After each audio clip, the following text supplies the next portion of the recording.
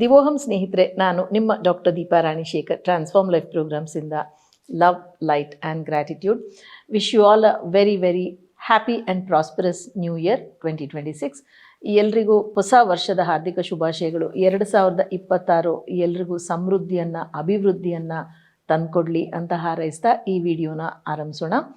ಇದಕ್ಕೆ ಮುಂಚೆ ನಿಮ್ಮ ಒಂದು ಸವಿನಯ ವಿನಂತಿ, ಇನ್ನೂ ಚಾನಲ್ ಸಬ್ಸ್ಕ್ರೈಬ್ ಮಾಡ್ಕೊಂಡಿಲ್ಲ ಅಂದರೆ ದಯವಿಟ್ಟು ಬೆಲ್ ಐಕನ್ ಕ್ಲಿಕ್ ಮಾಡಿ ಚಾನಲ್ ಸಬ್ಸ್ಕ್ರೈಬ್ ಮಾಡ್ಕೊಳ್ಳಿ. ಸುಮಾರು ಜನ ಆಲ್ರೆಡಿ ಮಾಡ್ಕೊಂಡಿದ್ದೀರಾ, ಲೈಕ್ ಮಾಡ್ತೀರಾ, ಶೇರ್ ಮಾಡ್ತೀರಾ, ಕಾಮೆಂಟ್ ಕೂಡ ಮಾಡ್ತೀರಾ.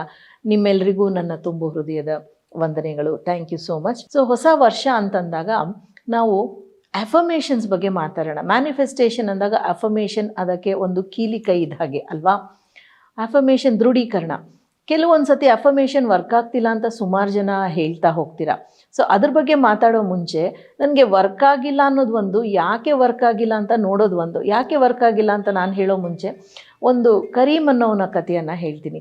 ಈ ಕರೀಮ್ ಸೌದಿನಲ್ಲಿ ಆ ಒಂದು ಡೆಸರ್ಟಲ್ಲಿ ಅವನು ತನ್ನ ಒಂದು ಕೆಲಸವನ್ನು ಮಾಡ್ತಾ ಇರ್ತಾನೆ. ಅಂದರೆ ಫ್ಯಾಮಿಲಿ ಬಿಸ್ನೆಸ್. ಅವರ ತಂದೆ, ಅವರ ತಾತ ಎಲ್ಲ ಬಟ್ಟೆಯನ್ನು ನೇಯ್ಗೆ ಮಾಡ್ತಿದ್ರು. ಅಂದರೆ ತುಂಬ ಫೈನ್ ಸಿಲ್ಕ್ ಬರ್ತಿರಲಿಲ್ಲ, ತುಂಬ ಮೃದುವಾದ ನೈಸಾದ ಸಿಲ್ಕ್ ಇರ್ತಿರಲಿಲ್ಲ. ಒಟ್ಟಿನಲ್ಲಿ ಆ ಕೆಲಸವನ್ನು ಮಾಡ್ತಾಯಿದ್ರು.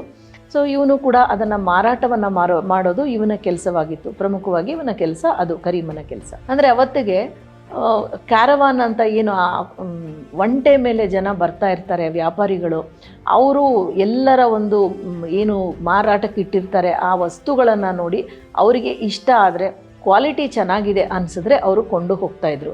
ಮತ್ತು ಅವರು ಬರ್ತಾ ಇದ್ದಿದ್ದು 8-9 ತಿಂಗಳು ಅಥವಾ ವರ್ಷದ ನಂತರ.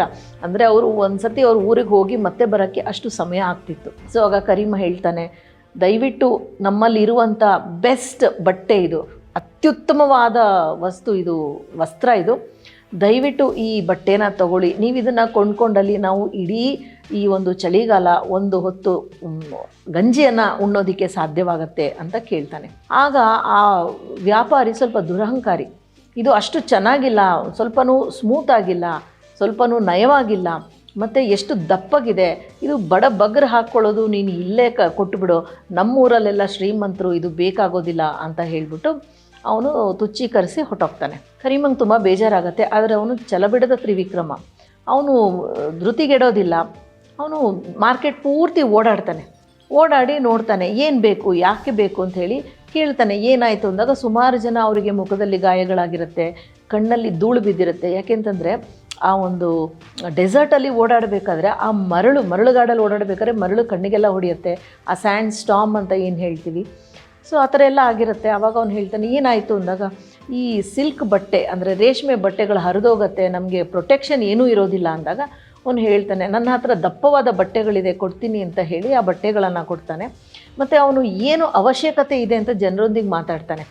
ಏನು ಮಾಡ್ತಾನೆ, ದಪ್ಪಗಿರುವ ಬಟ್ಟೆಗಳಲ್ಲಿ ಅವನು ಕಣ್ಣನ್ನು ಮುಚ್ಚೋ ಥರ, ಅಂದರೆ ಕಣ್ಣಿಗೆ ಅದು ಬಡಿದೇ ಇರೋ ಹಾಗೆ ಮಾಡೋ ಥರ, ಮೂಗಿಗೆ ಒಂದು ಪ್ರೊಟೆಕ್ಷನ್ ಥರ ಎಲ್ಲ ಅವನು ಸ್ಕಾರ್ಫ್ಗಳನ್ನು ಹೊಲಿತಾನೆ. ನಂತರ ಏನಾಗುತ್ತೆ, ಇದನ್ನು ತುಂಬ ಜನ ಕೊಂಡ್ಕೋತಾರೆ. ಯಾಕೆಂತಂದರೆ ನಿಮಗೆ ಮರಳುಗಾಡಲ್ಲಿ ಸಿಲ್ಕ್ಗಿಂತ ಗಟ್ಟಿ ಬಟ್ಟೆ ಬೇಕು, ಆ ಒಂದು ಗಾಳಿಯ ಬಿರುಸು, ಮರಳಿನ ಬಿರುಸನ್ನು ತಡೆಯೋಕ್ಕೆ.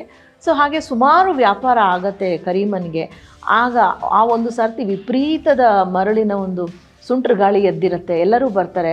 ಆ ದುರಹಂಕಾರಿ ವ್ಯಾಪಾರಿ ಕೂಡ ಬರ್ತಾನೆ. ಅವನ ಮುಖವೆಲ್ಲ ಕಿತ್ತು ರಕ್ತ ಬರ್ತಾ ಇರುತ್ತೆ. ಸುಮಾರು ಜನರ ಮುಖ ಹಾಗೇ ಇರುತ್ತೆ. ಆವಾಗ ಅವನು ಆವಾಗಲೂ ದುರಹಂಕಾರದಿಂದ ಕೇಳ್ತಾನೆ, ಏನಪ್ಪ ನೀನು ಇನ್ನೂ ನಿನ್ನ ಅಂಗಡಿ ಇಟ್ಕೊಂಡಿದ್ಯಾ ಅಂದರೆ ಅಷ್ಟರಲ್ಲಿ ಅಂಗಡಿ ದುರಸ್ತಿಯಾಗಿ ಚೆನ್ನಾಗೇ ಇರುತ್ತೆ, ಹೇಗೆ ಇಷ್ಟೊಂದು ದುರಸ್ತಿ ಮಾಡಿ ಇಷ್ಟು ಚೆನ್ನಾಗಿದೆಯಾ ಅಂತಂದಾಗ, ಏನೋ ಅರ್ಥ ಮಾಡಿಕೊಂಡೆ ನಾನು, ಜನರಿಗೆ ಏನು ಬೇಕು, ಇನ್ನೂ ಇದೇ ದಪ್ಪಗೆ ಬಟ್ಟೆ ಮಾರ್ತಾ ಇದೆಯಾ ನೀನು, ನವಿರಾದ ರೇಷ್ಮೆ ಬಟ್ಟೆ ಮಾರ್ತಿಲ್ವಾ ಅಂತ ಕೇಳ್ತಾನೆ. ಆಗ ಅವನು ಹೇಳ್ತಾನೆ, ರೇಷ್ಮೆ ಬಟ್ಟೆ ಪ್ಯಾಲೇಸಲ್ಲಿರೋರಿಗೆ, ಅರಮನೆಯಲ್ಲಿರೋರಿಗೆ ಸರಿ ಹೋಗುತ್ತೆ, ಆದರೆ ವ್ಯಾಪಾರಿಗಳಿರ್ಬೋದು, ಸೈನಿಕರಿರ್ಬೋದು, ಮರಳುಗಾಡಲ್ಲಿ ಓಡಾಡಬೇಕಾದ್ರೆ ಅವರಿಗೆ ದಪ್ಪಗಿರೋ ಬಟ್ಟೆ ಬೇಕು. ಯಾಕೆ ಅಂದರೆ ಅವ್ರ ಮುಖಕ್ಕೆ ಆ ಒಂದು ಮರಳು ಬಡಿದೇ ಇರೋ ಹಾಗೆ, ಅವರು ಉಸಿರಾಡೋದಕ್ಕೆ ಮಾಡೋದಕ್ಕೆ ಹೇಗೆ ಅನುಕೂಲವೋ ಹಾಗೆ ನಾನು ಮಾಡಿಕೊಡ್ತಾ ಇದ್ದೀನಿ ಅಂತ. ಆಗ ಅವನು ನೋಡಿದಾಗ ಅದು ನಿಜ ಅನಿಸುತ್ತೆ. ಆಗ ಅವನು ಒಪ್ಕೋತಾನೆ. ಸೊ ಒಂದು ಧೃತಿಗೆಡದೆ ಇದ್ದಾಗ ದಾರಿ ಅನ್ನೋದು ಕಂಡೇ ಕಾಣುತ್ತೆ. ಹಾಗೆ ಈ ಕತೆ ಒಂದು ಪಕ್ಕ ಇರಲಿ, ನಮ್ಮ ಅಫರ್ಮೇಷನ್ಸ್ ದೃಢೀಕರಣ ಅಂತಂದಾಗ ಸಾಧಾರಣವಾಗಿ I am wealthy, I am abundant, I am loved ಅಂತ ಹೇಳ್ತೀವಿ. ನಾನು ಶ್ರೀಮಂತಳು, ನಾನು ಸಮೃದ್ಧಿ ಉಳ್ಳವಳು, ನಾನು ಪ್ರೀತಿ ಪಾತ್ರಳು ಅಂತ ಐ ಆಮ್ ಅಂತ ಹೇಳೋ ಒಂದು ಅಫರ್ಮೇಷನ್ ಲೋಯೆಸ್ಟ್ ಚಕ್ರ ಅಂದರೆ ಮೂಲಾಧಾರ ರೂಟ್ ಚಕ್ರ ಫ್ರೀಕ್ವೆನ್ಸಿನಲ್ಲಿ ವೈಬ್ರೇಟ್ ಆಗುತ್ತೆ. ಮೂಲಾಧಾರದಲ್ಲೇ ಎಲ್ಲವನ್ನು ನಾವು ಪಡ್ಕೊಳ್ಳೋದಕ್ಕೆ ಆಗಲ್ಲ. ಸೊ ಮೂಲಾಧಾರದಲ್ಲಿ ಪವರ್ಫುಲ್ ಮತ್ತು ವೆಲ್ದಿ, ಶಕ್ತಿ, ಬಲ ಮತ್ತು ಶ್ರೀಮಂತಿಕೆ ಬರುತ್ತೆ.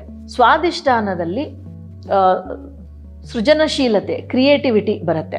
ಮತ್ತು ಇದರಲ್ಲಿ ನಿಮಗೆ ಮಣಿಪೂರಕದಲ್ಲಿ ಒಂದು ಮ್ಯಾಜಿಕ್ ಅನ್ನೋ ಹಾಗೆ ಒಂದು ಕಿನ್ನರತೆ ಬರುತ್ತೆ. ಹೃದಯ ಅಂತ ಬಂದಾಗ, ಅನಾಹತಕ್ಕೆ ಬಂದಾಗ ಒಂದು ಸ್ವೇಚ್ಛೆ ಅನ್ನೋ ಹಾಗೆ ಒಂದು ಆಧ್ಯಾತ್ಮ ಅನ್ನೋದು ಬರುತ್ತೆ, ಪ್ರೀತಿ ಅನ್ನೋದು ಬರುತ್ತೆ. ಮತ್ತು ವಿಶುದ್ಧಿ, ಥ್ರೋಟ್ ಅಂತ ಬಂದಾಗ ಒಂದು ನಿರ್ವಿಕಾರ ಭಾವ, ಫ್ರೀಡಮ್ ಅಂತ ಬರುತ್ತೆ, ಸ್ವತಂತ್ರ ಅಂತ ಬರುತ್ತೆ, ವಾಕ್ ಚಾತುರ್ಯ, ವಾಕ್ ಸ್ವತಂತ್ರ ಅಂತ ಏನು ಹೇಳ್ತೀವಿ. ಮತ್ತು ಆಜ್ಞಾಚಕ್ರ ಅಂತ ಬಂದಾಗ ಮಹಾಜ್ಞಾನ ಅಂತ ಬರುತ್ತೆ, ಆಯಿತಾ. ಮತ್ತು ತ್ರಿಕಾಲಜ್ಞಾನಿ ಅನ್ನೋ ಹಾಗೆ ಬರುತ್ತೆ. ಮತ್ತು ಕೊನೆಯ ಚಕ್ರ ಕ್ರೌನ್ ಚಕ್ರ ಅಥವಾ ಸಹಸ್ರಾರ ಅಂತ ಬಂದಾಗ ದೈವಿಕತ್ವ ಬರುತ್ತೆ, ಡಿವೈನ್ ಅಂತ ಬರುತ್ತೆ. ಇದೆಲ್ಲವೂ ಸೇರಿಸಿದಾಗ, ಇದೆಲ್ಲವೂ ಬ್ಯಾಲೆನ್ಸ್ ಆಗಿದ್ದಾಗ ಆತ್ಮ, ಆ ಎಟರ್ನಲ್ ಎಲಿಮೆಂಟ್ ಅಂದರೆ ಆದಿ ಅಂತ್ಯ ಕಾಣದ ಆ ಒಂದು ಅಂಶನ ಒಂದು ಬಡಿದೆಬ್ಸತ್ತೆ. ಸೊ ಇವಾಗ ನಾವು I am wealthy, I am powerful ಎಲ್ಲದಕ್ಕೂ ವರ್ಕ್ ಆಗಲ್ಲ. ಸೊ ಅದನ್ನು ನಾವು ಹೆಚ್ಚಿಗೆ ತೊಗೊಂಡು ಹೋಗಬೇಕು ಅಂದಾಗ ನಾನು ವೆಲ್ದಿ, ನಾನು ಶ್ರೀಮಂತಳು ಅನ್ನೋದನ್ನು ಐ ಫೀಲ್ ವೆಲ್ದಿ, ನಾನು ಶ್ರೀಮಂತಳಾಗಿರೋ ಹಾಗೆ ನಾನು ಆಸ್ವಾದಿಸ್ತೀನಿ. I feel abundant, I feel loved, ನಾನು ಇದನ್ನು ಆಸ್ವಾದಿಸ್ತೀನಿ, ನಾನು ಇದನ್ನು ಭಾವಿಸ್ತೀನಿ, ನಾನು ಶ್ರೀಮಂತಳಾಗಿರೋ ಹಾಗೆ ಭಾವಿಸ್ತೀನಿ ಅನ್ನೋ ಒಂದು ದೃಢೀಕರಣನ ಮಾಡಬೇಕು. ಮತ್ತು ಮೂರನೇ ಚಕ್ರ ಮಣಿಪೂರಕ ಚಕ್ರ, ನಾಭಿ ಚಕ್ರ ಅಂದಾಗ ಅದು ಮ್ಯಾಜಿಕಲ್ ಅಂತ ಹೇಳಿದೆ. I do feel wealthy, I do feel attracting wealth, I do feel abundant, I do get loved ಅಂತ ಹೇಳಬೇಕು.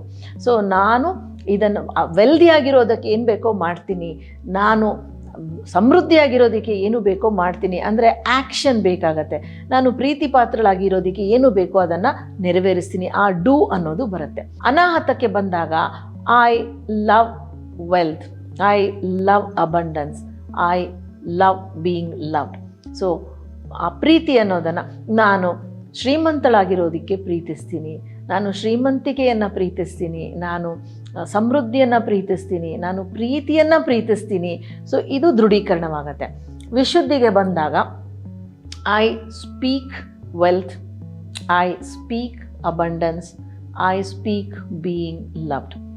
ನಾನು ಸಮೃದ್ಧಿಯನ್ನು ನುಡಿಯುತ್ತೇನೆ, ನಾನು ಐಶ್ವರ್ಯವನ್ನು ನುಡಿಯುತ್ತೇನೆ, ನಾನು ಪ್ರೀತಿಯನ್ನು ನುಡಿಯುತ್ತೇನೆ. ಇದು ದೃಢೀಕರಣವಾಗುತ್ತೆ. ಆಜ್ಞಾಚಕ್ರಕ್ಕೆ ಬಂದಾಗ ನಾನು ಎಲ್ಲವನ್ನು, ಅಂದರೆ ಯಾವುದೇ ವಿಷಯವಿರ್ಬೋದು, ಅದನ್ನು ಜ್ಞಾನಕ್ಕೆ ಅರ್ಪಿಸ್ತೇನೆ. I transcend wealth, I transcend abundance, I transcend love. ನಾನು ಯಾವುದೇ ಕಷ್ಟಗಳು ಬಂದರೂ ಅದನ್ನು ಮಹಾಜ್ಞಾನದಿಂದ ಮಾರ್ಪಡಿಸ್ಕೋತೀನಿ, ಸಮೃದ್ಧಿಯನ್ನು ಮಾರ್ಪಡಿಸ್ಕೋತೀನಿ, ನಾನು ಅಭಿವೃದ್ಧಿಯನ್ನು ಮಾರ್ಪಡಿಸ್ಕೋತೀನಿ, ಪ್ರೀತಿಯನ್ನು ನಾನು ಮಾರ್ಪಡಿಸ್ಕೋತೀನಿ, ನನ್ನತ್ತಕ್ಕೆ ಆಕರ್ಷಿಸ್ಕೋತೀನಿ ಅನ್ನೋದು ಅದರ ಅರ್ಥ. ಕೊನೆಯ ಚಕ್ರ ಸಹಸ್ರಾರ ಚಕ್ರ, ಕ್ರೌನ್ ಸೆಂಟರ್. ಇಲ್ಲಿ I understand wealth, I understand abundance, I understand love. ನಾನು ಸಮೃದ್ಧಿಯನ್ನು ಅರಿತುಕೊಂಡಿದ್ದೇನೆ, ನಾನು ಪ್ರೀತಿಯನ್ನು ಅರಿತುಕೊಂಡಿದ್ದೇನೆ, ನಾನು ಅಭಿವೃದ್ಧಿಯನ್ನು ಅರಿತುಕೊಂಡಿದ್ದೇನೆ. ಇದೆಲ್ಲ ಆದ ಮೇಲೆ ನಾನೇ ಆದಿ, ನಾನೇ ಅಂತ್ಯ. ಈ ಒಂದು ವಿಷಯವನ್ನು ನೀವು ಪದೇ ಪದೇ ಪದೇ ನುಡಿದಾಗ ನಿಮಗೆ ಆ ಒಂದು ದೃಢೀಕರಣ, ಅಫರ್ಮೇಷನ್ನ ಪವರ್ ಎಲ್ಲ ಚಕ್ರಗಳನ್ನು ಬಡಿದೆಬ್ಸುತ್ತೆ. ಬರೀ ರೂಟ್ ಚಕ್ರ ಅಥವಾ ಮೂಲಾಧಾರ ಚಕ್ರವನ್ನು ಮಾತ್ರ ಬಡಿದೆಬ್ಸಿ ಎಲ್ಲವನ್ನು ಸಾಧಿಸ್ಕೊಳ್ಳೋದಕ್ಕೆ ಆಗಲ್ಲ. ಯಾವ ಚಕ್ರದಲ್ಲಿ ಬ್ಲಾಕ್ ಇದೆಯೋ ಅದು ಓಪನ್ ಆದಾಗ ಮಾತ್ರ ನೀವು ಕೇಳಿದ ವಿಷಯ ನಿಮಗೆ ಸಿಗುತ್ತೆ. ಸೊ ಇದೇ ರೀತಿ ನೀವು ಯಾವ ವಿಷಯಕ್ಕೆ ಬೇಕಾದರೂ ದೃಢೀಕರಣವನ್ನು ಬದಲಾಯಿಸ್ಕೋಬಹುದು. ಖಂಡಿತ ಈ 2026ರಲ್ಲಿ ಈ ಅಫರ್ಮೇಷನ್ಸ್ ಅನ್ನ ಮಾಡಿ ನಿಮಗೆ ಈ ಮುಂದೆ ಒಂದು ಚುಟುಕದಲ್ಲಿ ಋಣಬಾಧೆ, ಡೆಟ್ಸ್ ಇಂದ ಹೇಗೆ ಹೊರಗೆ ಬರೋದು ಅಂತ ಹೇಳಿದೆ, ಅದನ್ನು ಮಾಡಿ ಸಾಲ ಬಾಧೆಯಿಂದ ಹೊರಗೆ ಬರೋದಕ್ಕೆ. ಮತ್ತೆ ಈ ದೃಢೀಕರಣಗಳನ್ನ ಈ ರೀತಿ ಮಾಡಿ ನಿಮ್ಮ ಎಲ್ಲ ಮನೋಕಾಮನೆಗಳು, ಇಚ್ಛೆಗಳು ಈಡೇರಲಿ, ನಿಮ್ಮ ಕನಸುಗಳೆಲ್ಲ ನೆನಸಾಗಲಿ. ಮತ್ತೊಮ್ಮೆ ನಿಮಗೆಲ್ಲ ಹೊಸ ವರ್ಷದ ಶುಭಾಶಯಗಳು. Thank you so much for joining me. ನಾನು ನಿಮ್ಮ doctor Deepa Rani Shekhar, transform life ಪ್ರೋಗ್ರಾಮ್ಸಿಂದ Divoham love, light and gratitude.